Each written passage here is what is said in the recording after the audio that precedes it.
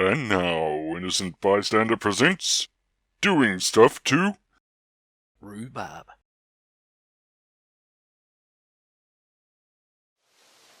Today we're going to look at doing a rhubarb chutney, something that can accompany a savoury dish. First things first, we've got to go to our nearest grocery store and get the ingredients.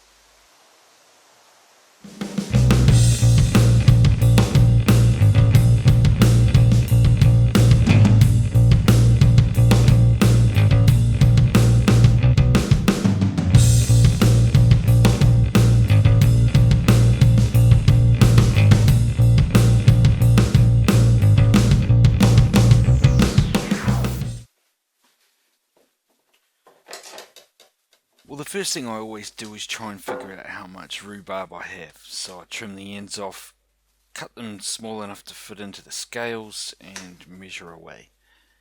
Thing is, I can never get the exact amount that they're asking for. I just pull out what I've got in the garden at the time. And so once I figure out how much I've got, I just adjust the rest of the ingredients accordingly. Oh, and to spare you some pain, I've already washed the rhubarb. Make sure you do that, because it's kind of filthy straight out of the garden. Now while we're waiting for me to catch up, let's just go through the rest of the ingredients. This one calls for 500 grams of rhubarb, 1 medium onion finely chopped, 100 ml of cider vinegar or white wine vinegar, a 1 centimetre piece of fresh ginger finely chopped.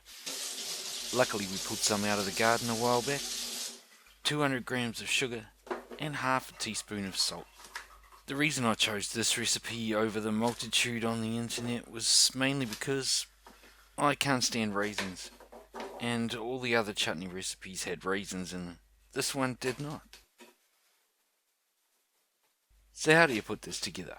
Well, you start by trimming and washing the rhubarb, then slicing it like celery into fairly fine chunks. Now we've washed it and we're trimming it now. But I'm going to leave the slicing up until we do some of the cooking because we don't actually need it till later. Step 2 assumes that I've already prepped some of the other ingredients, so let's see if we can't move this along a bit.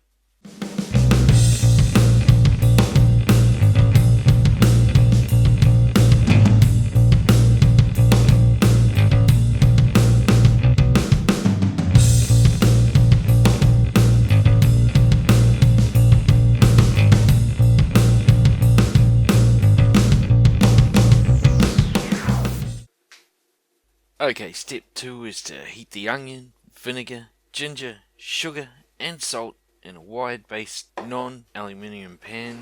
Bring to the boil for about 5 minutes, then add the rhubarb. So we're going to finish step 1 by slicing up the rhubarb while that stuff's cooking.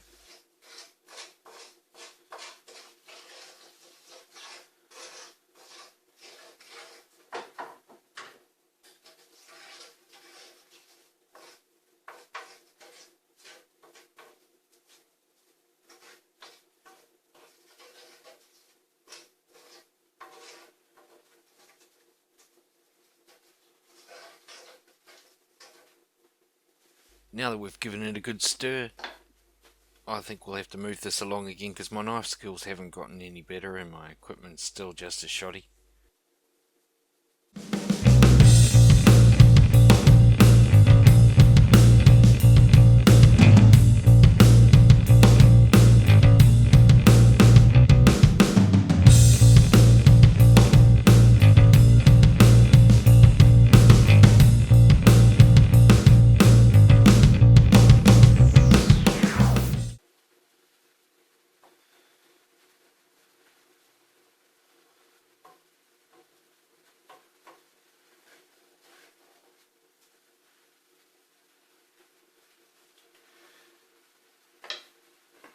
Step 3 is to chuck in the rhubarb, reduce the heat and let it simmer for 15 minutes until it's slightly thickened.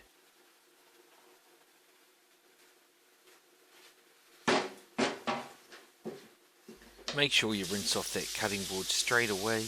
Rhubarb does tend to stain a little. Now all we're going to do at this point here is stir and wait, stir and wait, stir and wait. So I think we'll skip to the end here.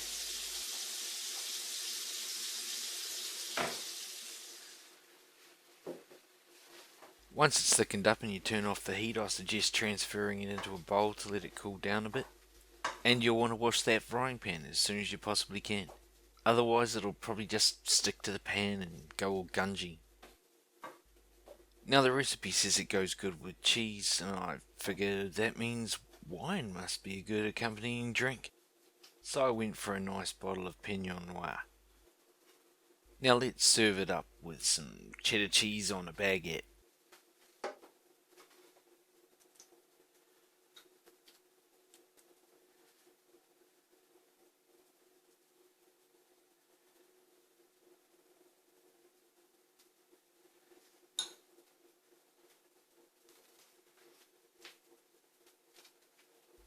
Now it wasn't bad. I liked it. But that's only a single use. So I thought I'd give it a go for breakfast in the morning and see how it went with bacon.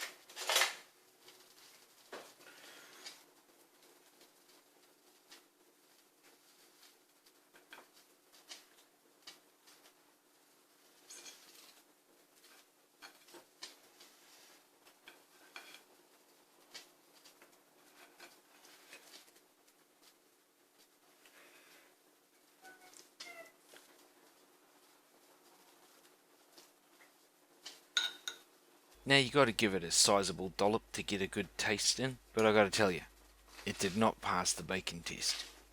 Don't use this on bacon. Those other two pieces are going to get tomato sauce as per normal. Anyway, it certainly goes well with cheddar cheese, possibly some cold meats as well, just not bacon. Anyway, I hope you find this an interesting recipe. I enjoyed it. Cheers for watching. Have a good one.